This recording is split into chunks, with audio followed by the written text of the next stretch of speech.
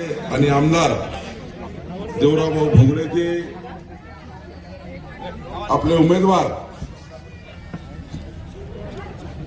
हटा उनको पीछे हटा बाकी को भारतीय जनता पक्षाचे आपले उमेदवार अरविंदजी डोहे, संजयजी मुसळे, सतीशभाऊ कुचलेंचवार, दत्ताभाऊ राठोड, महेशजी शर्मा, गोपालजी मालपाने, स्मिताताई किताळे, विजयजी डोहे, वामनभाऊ तुरंकर, अरुणभाऊ मळावी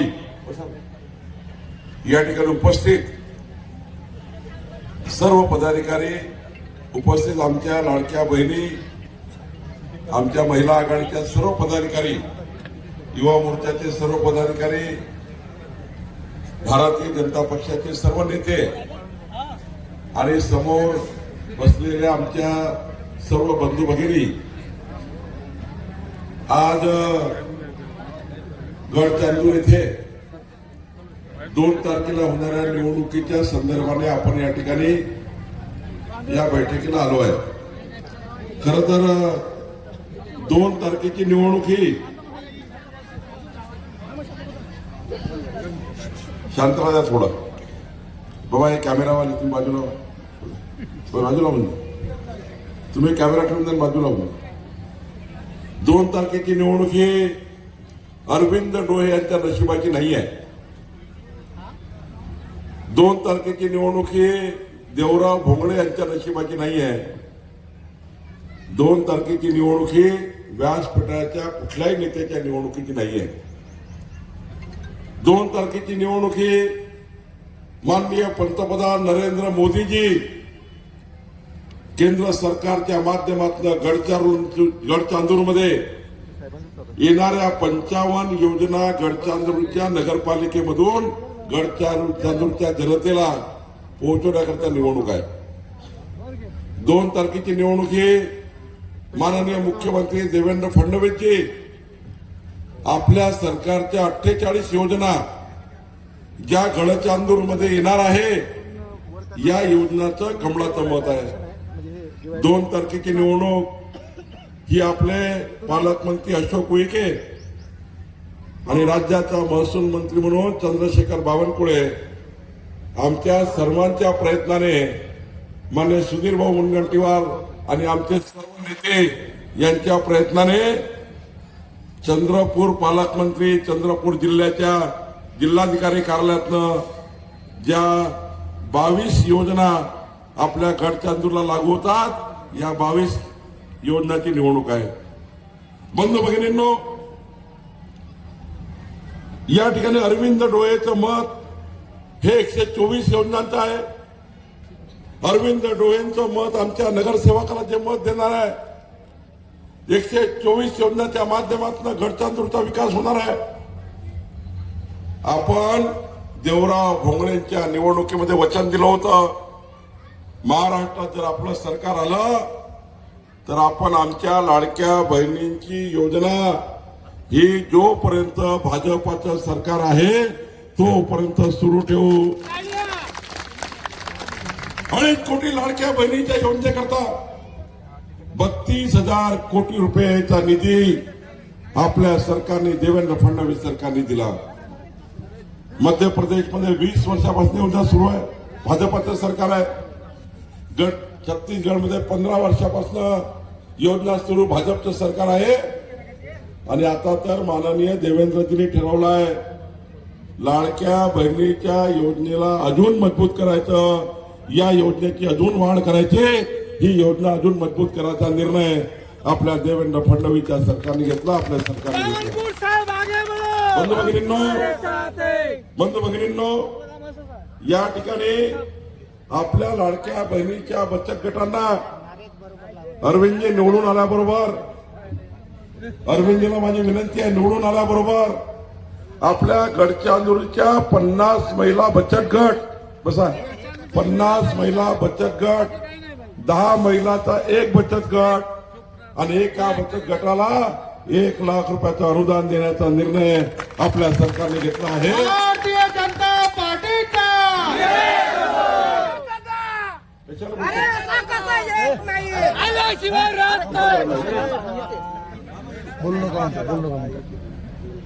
बोललो का रे 50 महिला बचत गटांना 1 लाख रुपये. मी माननीय पालकमंत्र्याला सांगितलं, नागपूरमध्ये आम्ही 2000 महिला बचत गटाला 1 लाख रुपये प्रति बचत गट दिले आणि एक रोजगाराची संधी निर्माण करण्याचं काम आम्ही करतो आहे. आणि हा पैसा कर्ज नाही आहे, हे अनुदान परत घ्यायचं नाही आहे. आमच्या लाडक्या बहिणीच्या गटाला 1-1 लाख रुपयाचं अनुदान हे देण्याचा निर्णय आपलं सरकार करणार आहे. आपलं सरकार लाडक्या बहिणीकरता काम करणार आहे. आपल्या सरकारने निर्णय घेतला. काय झालं? पाणी द्या, पाणी द्या. पाणी द्या. इथेच.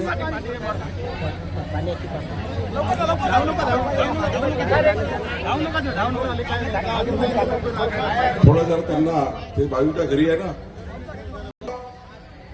की आपल्या महाराष्ट्रातल्या बसून जा ताई, बसून जा तुम्ही, बसून जा. तुम्ही बसा, काही चिंता करू नका. ताई बसा बसा, त्यांना दवाखान्यात घेऊन द्या, थोडं बसा शांत.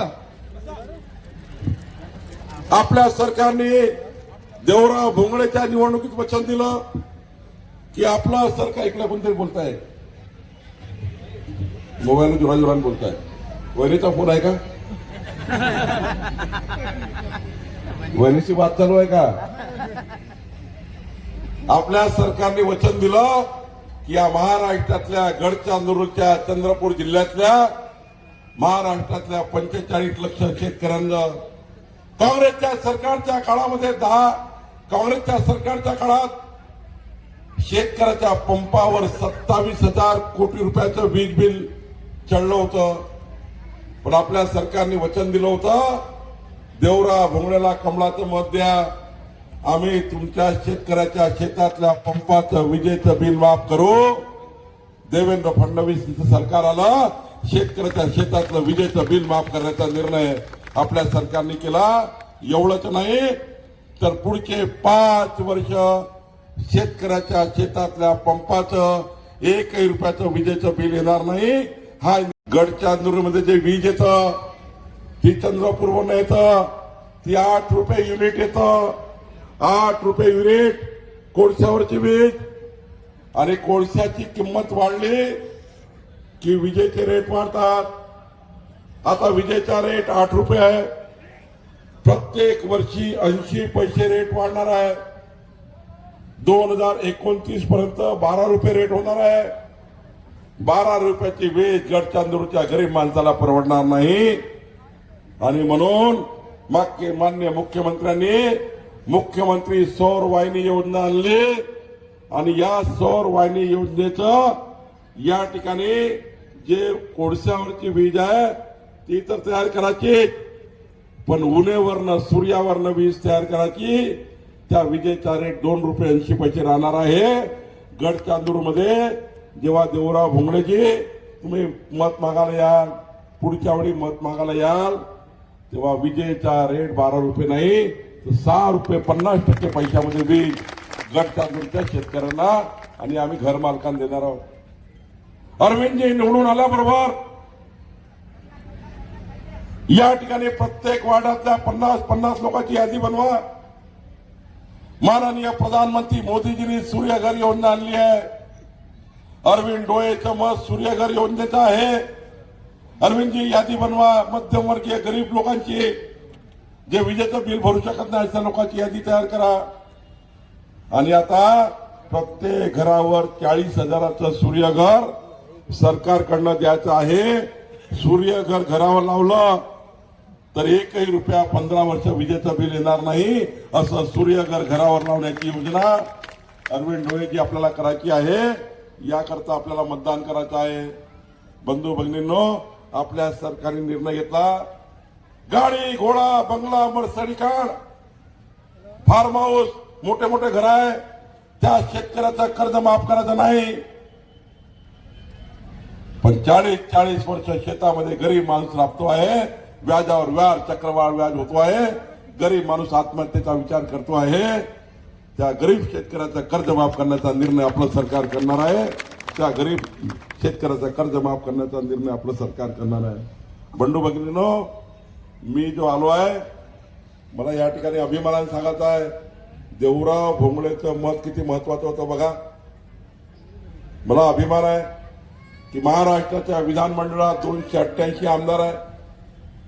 त्यापैकी 237 आमदार भाजपा, शिवसेना, महायुतीचे निवडून आले.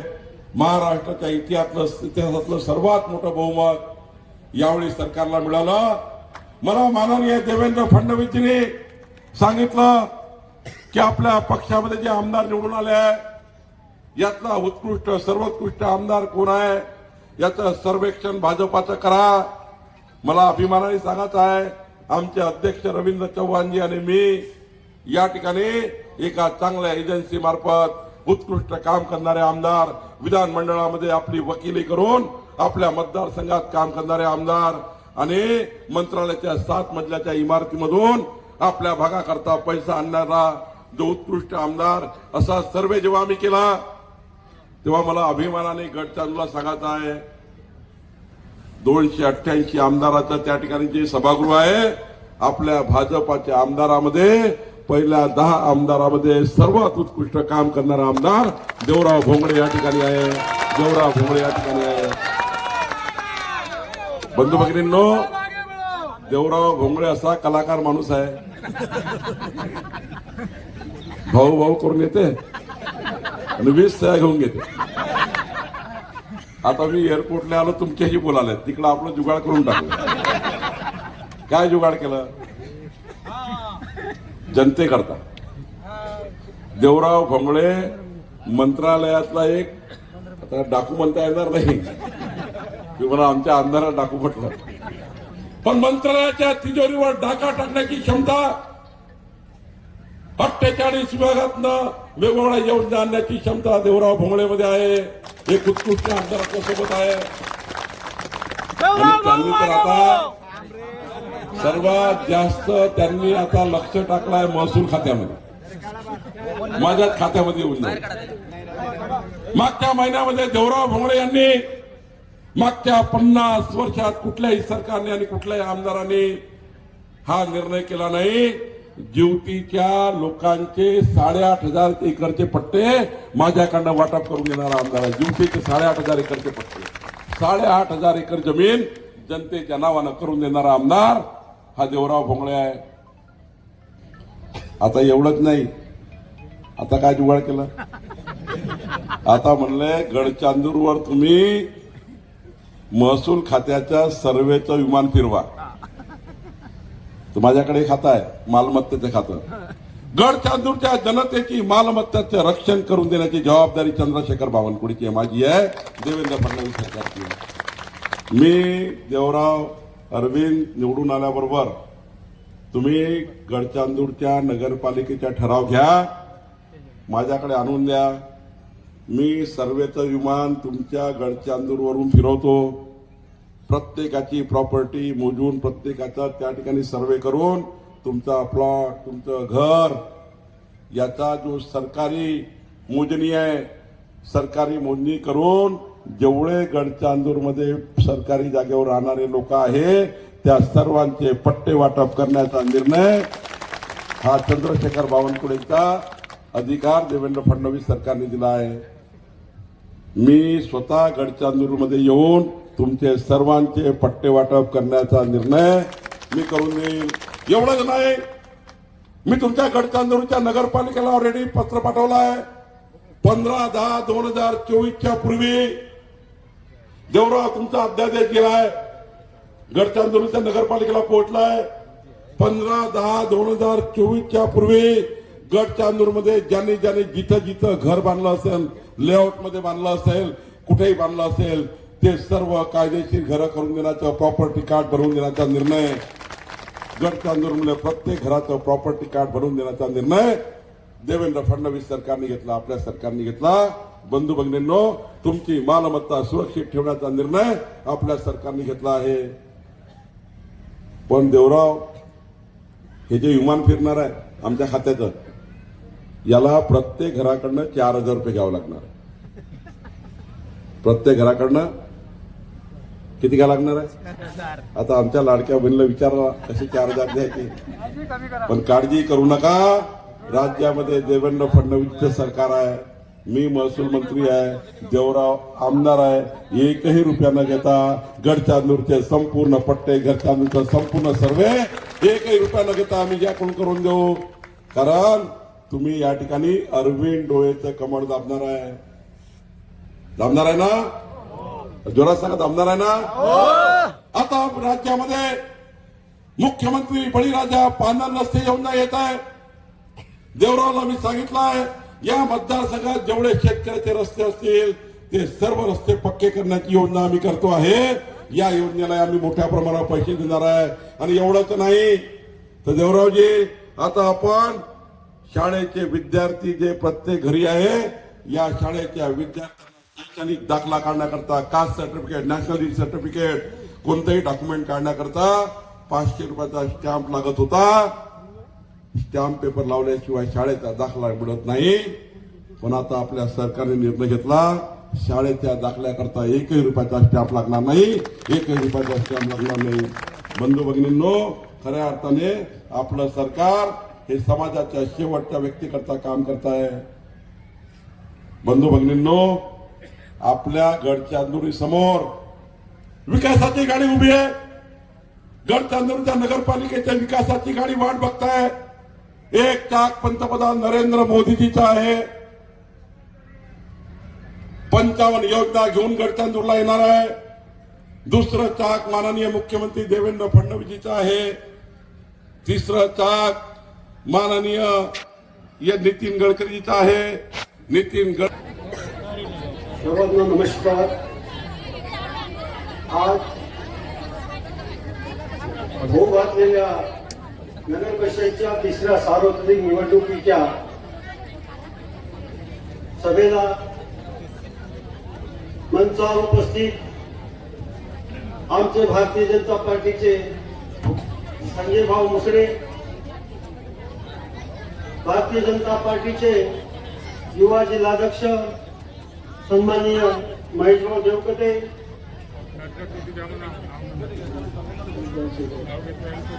व सर्व या मंचावर उपस्थित भारतीय जनता पार्टीचे ज्येष्ठ पदाधिकारी व सर्व उमेदवार व या सभेत उपस्थित असते सर्व मतदार बंधू भगिनींनो, माझा 3 तारखेला अपघात झाला व मला 10 तारखेला पक्षाने माझ्याकडे एक उमेदवारीची जबाबदारी दिली. जेव्हा उमेदवारी दिली तेव्हा मी दादांना म्हटलं, दादा माझी आता एवढी मोठी शहराची निवडणूक आहे, व या निवडणुकीमध्ये प्रचाराच्या दरम्यान मी कुठेतरी अपुरा पडू शकतो, तरी आपण कुठेतरी कुणाला उमेदवारी द्या, माझ्याकडे उमेदवारी जमणार नाही. परंतु माझे सहकारी या गडचांदूर शहराचे पदाधिकारी सर्वांनी आग्रह केला का भाऊ तुम्ही घाबरू नका, तुमच्या वतीने मी प्रचार करेन. म्हणून त्यांनी मला हिंमत दिली व मला या माझ्या भारतीय जनता पार्टीच्या वतीने मला या मी माझी प्रकृती असल्यामुळे निश्चितच तुमच्या घरपर्यंत मतदान मागण्यासाठी आलो. माझी याची व्यवस्था नाही, तरी मध्यंतरी माझा बरं वाटलं म्हणून दिवस काढला आणि तुमच्यापर्यंत काही लोकांपर्यंत पोहोचलो. परत माझी तब्येत बिघडली, मला नागपूरला जावं लागलं. परंतु बंधू भगिनींनो, मी विनंती करतो आणि तुम्हाला सन्मानच सांगतो की मागील 2 वर्षापासून मी एक सुधीर भाऊ आणि मुंगी जेव्हा सेवा केंद्र आहे आमच्या ठिकाणी राहून मी सर्व जनतेची सेवा केलेली आहे. गोरगरिबाचे सर्व ऑनलाईनचे काम मोफत करण्याचे काम मी केलेले आहे. आरोग्य शिबिर असो तर महिला सांस्कृतिक कार्यक्रम असो तर जनतेच्या कोणत्या अडीअडचणी सोडवण्याचं काम मी केलेलं आहे. कोणाचा रात्री 2 वाजता 3 वाजता 4 वाजता फोन आला असेल तर मी त्या ठिकाणी पोहोचून त्यांचं मदत करण्याचं काम केलेलं आहे. ठीक होणार आणि मी तुमच्या बराच सेवी देणार याची काही चिंता करायची गरज नाही. माझ्या पाठीशी माझे खंबीर नेते विकास गुरु सन्माननीय देवराजदा भोंगडे ज्या व्यक्तीने विधानसभेमध्ये आश्वासन दिले होते का या गडचांदूर शहराचा तर 1 वर्षाच्या कार्यकाळाच्या वतीने 13 कोटी रुपयाची निधी आपल्या शहराला गेली. काही काम चालू आहे तर काही काम काही दिवसात चालू होणार आहे. आज मी तुम्हाला विनंती करतो की मला नगराध्यक्षपद म्हणून तुम्ही निवडून दिले आणि माझ्यासोबत विषयी नगरसेवकांना निवडून दिले तर निश्चित दादाने जे जे काही आता वाक्य सांगले विकासाचे ते विकास पूर्ण करण्याचे मी तुम्हाला ग्वाही देतो. मी यानंतर या शहराच्या नगर परिषदेवर विराजमान होईल. आजपर्यंत घरच्या शहराच्या कोणताही गव्हर्नमेंट माणूस गेला असेल तर साधा नगर परिषदेचे कर्मचारी त्याला सन्मानजनक वागणूक देत होती, छोट्या छोट्या कामाला त्रास देत होता, हे माझ्या डोळ्यांनी बघितले.